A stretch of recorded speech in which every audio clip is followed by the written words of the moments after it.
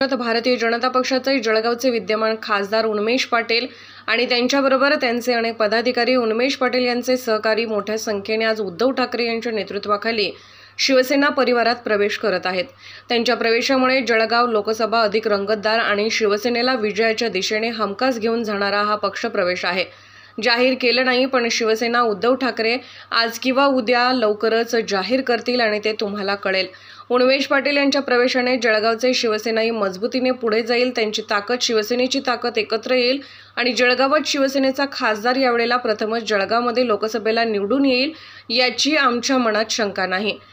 कोण देत आहे नारा? भाजप आता काही दिवसांनी नारे देण्याच्या लायकीचंही राहणार नाही। नारे द्यायला त्यांना काय झालं आहे? मोदी नारे देत होते, अखंड हिंदुस्तान करू, चीनला धडा शिकवू, दिले ना नारे। त्यांच्या नारेचे पुस्तक काढलं पाहिजे। गर्जना आणि नारे यांच्यात फरक आहे। आमच्या गर्जना आहेत, आम्ही त्या सामन्याचे स्वागत करतो। आम्हाला हाच सामना पाहिजे। रत्नागिरी सिंधुदुर्ग संघाचे विनायक राऊत हे शिवसेनेचे खासदार म्हणून विक्रमी माता लोकसभेवर निवडून येणार। शिवसेनेच्या विजयाची परंपरा तिकडे कायम राहील याविषयी कोकणी जनतेच्या मनात आणि आमच्या मनात अजिबात शंका नाही। आम्ही त्या सामन्याचं स्वागत करतो। आम्हाला हाच सामना पाहिजे, आम्हाला हाच सामना पाहिजे।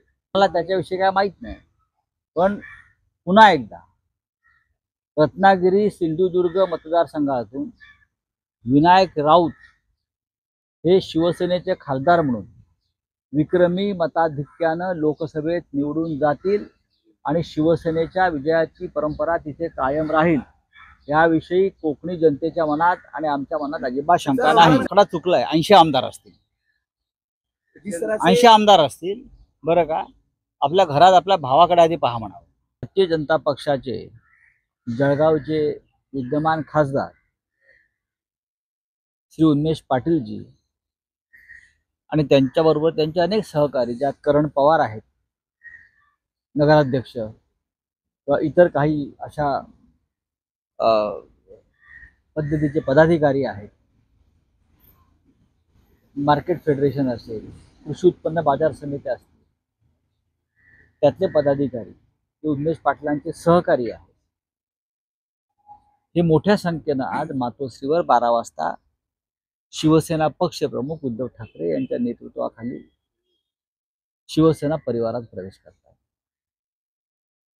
त्यांच्या प्रवेशामुळं जळगाव लोकसभा निवडणूक ही अधिक रंगतदार आणि शिवसेनेला विजयाच्या दिशेनं हमखास घेऊन जाणारा हा आजचा प्रवेश आहे। आम्ही देखेंगे, पार्टी चीफ डिसाइड करेंगे। उमेदवार असेल कारण जळगावचे उमेदवार अजून नाही जाहीर केलेलं नाही, पण शिवसेना पक्षप्रमुख आज उद्याकडे लवकरच उमेदवार जाहीर करतील आणि तुम्हाला कळेल की निवडणूक कोण लढते जळगावमध्ये। पण उन्मेष पाटील यांच्या प्रवेशानं जळगावची शिवसेना ही मजबूतीनं पुढे जाईल, त्यांची ताकद शिवसेनेची ताकद एकत्र येईल आणि जळगावात शिवसेनेचा खासदार या वेळेला प्रथमच जळगावातून लोकसभेवर निवडून जाईल याच्या विषयी आमच्या मनात शंका नाही। मोदींचे हात बळकट करण्यासाठी 400 पार आणि 45+ असं देखील आता नारा भाजपकडनं आहे। कोण देत आहे नारा? हा भाजपकडनं, महायुतीकडनं। भाजप आता काही दिवसांनी नारा द्यायचाही लायकीचा राहणार नाही। नारे द्यायला त्यांना झालं काय? देऊ द्या ना नारे।